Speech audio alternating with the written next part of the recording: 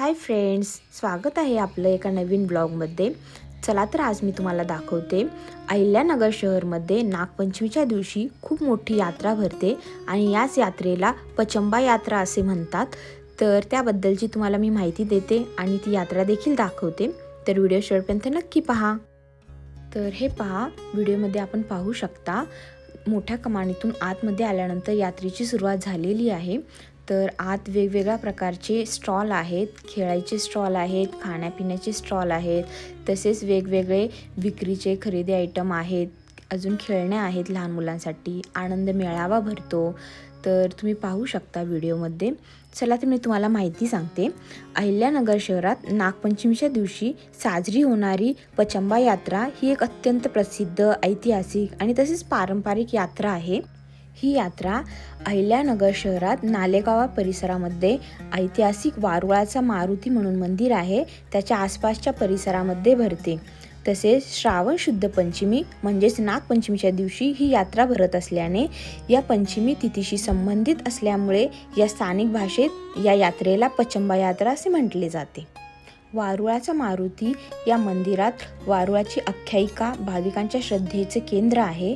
नागपंचमीच्या दिवशी नागदेवता आणि हनुमंताचे दर्शन घेण्यासाठी भाविकांची मोठ्या प्रमाणात गर्दी होते.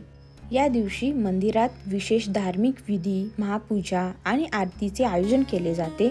महिला व नागरिक नागदेवतेची पूजा करून दुग्धाभिषेक करतात. हे पहा, मंदिराची कमान आलेली आहे. इथून आतून मंदिराचा मेन मुख्य परिसर चालू होणार आहे. तुम्ही पाहू शकता व्हिडिओमध्ये. तर गर्दी आहे भरपूर प्रमाणात. याहीपेक्षा मोठ्या प्रमाणात गर्दी संध्याकाळी होत असते. तर आम्ही दुपारी आलेलो आहोत पूजेसाठी, तसेच दर्शनासाठी आणि व्हिडिओसुद्धा काढण्यासाठी. इथे पहा, जालंधर महाराजांची धुनी आहे जी अखंड जळती असते. इथे मेन वारुळाचा मारुती आहे. तर तुम्ही आतमध्ये दर्शन घेऊ शकता. प्राचीन काळी या ठिकाणी मारुतीची जी मूर्ती दिसत आहे तुम्हाला मंदिरामध्ये आता, ती वारुळाच्या रूपात किंवा वारुळात प्रकट झाली होती अशी आख्यायिका आहे. त्यामुळे या मंदिरात वारुळाचा मारुती हे नाव पडलेले आहे. तसेच स्थानिक नागरिकांच्या श्रद्धेनुसार हे अत्यंत नवसाला पावणारे व जागृत मारुती असे मंदिर आहे. हे पहा, खूप अगदी जागरूक मारुती आहे. दिसायला सुद्धा खूप भव्य आणि सुंदर आहे.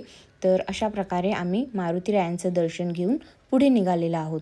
तर तुम्ही पाहू शकता मंदिराच्या सभोवताली भजनी मंडळीसुद्धा आलेले आहेत. नागपंचमीच्या दिवशी विविध कार्यक्रम आयोजित केलेले आहेत. नागपंचमीच्या यात्रे महोत्सवामुळे इथे मोठ्या प्रमाणात भाविकांची गर्दी आहे. तसेच वेगवेगळे विविध कार्यक्रमांसाठी भाविक आलेले आहेत. आपण व्हिडिओमध्ये पाहू शकता. दर मंगळवारी आणि शनिवारी मंदिरात भाविकांची मोठी गर्दी असते. हनुमंताला सिंदूर, रुईच्या पानांची माळ तसेच तेलाभिषेकही केला जातो. हनुमान जयंतीच्या उत्सवात वेगळीच भजन कीर्तन मंडळी तसेच महाप्रसाद भव्य आयोजन केले जाते. तर तिथेच आतमध्ये आपल्याला हे पहा, नागदेवतेचं मंदिर आहे. तिथे सुद्धा भाविकांची खूप मोठ्या प्रमाणात गर्दी आहे. तर नागदेवतांना निवड ठेवत आहे सर्वजण. तसेच महाआरती पूजा ते सुद्धा चालू आहे.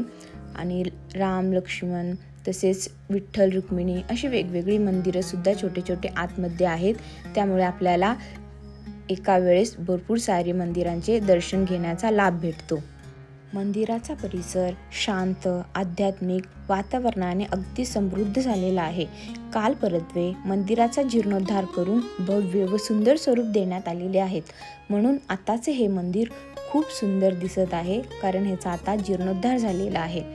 तुम्ही पाहू शकता मंदिराच्या परिसरामध्ये ब्लड डोनेशनचं सुद्धा इथे कार्यक्रम आयोजित केलेला आहे.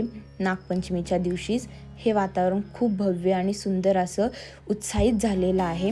आलेल्या भाविकांसाठी इथे खूप छान छान असे यात्रेचा लाभ घेण्यासाठी भरपूर सारी दुकानं आहेत. तुम्ही काहीही खरेदी करू शकता. खूप सारे वस्तू आहेत जे कमी किमतीमध्ये सुद्धा आलेले आहेत. तर महिला या गोष्टींचा खूप लाभ घेत असतात. त्यामुळे इथे खूप मोठ्या प्रमाणात गर्दी राहते. इव्हनिंगला पाहायला गेले तर खूपच प्रचंड गर्दी असते. त्यामुळे मी आत्ता दुपारी दर्शनासाठी आलेली आहे. तर पाहू शकता आपण व्हिडिओमध्ये. तर अशा प्रकारे पचंबा यात्रा महोत्सव मी तुम्हाला दाखवलेली आहे आणि माहितीसुद्धा दिलेली आहे. कशी वाटली तुम्हाला ही यात्रा? तुम्ही सुद्धा नक्की या नागपंचमी दिवशी इथे यात्रेला भेट देण्यासाठी आणि आनंद घेण्यासाठी। तुम्ही पाहू शकता वेगवेगळे खेळण्याचे इथे साहित्य आहेत। दरवर्षी या यात्रेमध्ये कुस्तीची स्पर्धा राबवण्यात येते आणि विजेत्याला छान असं पारितोषिक दिले जाते। तर अशा प्रकारे अहिल्यानगरमधील ही पचंबा यात्रा खूप मोठ्या प्रमाणात साजरी केली जाते, जी नागपंचमीच्या दिवशी होते। तर कशी वाटली ही माहिती? थँक्यू व्हिडिओ पाहिल्याबद्दल।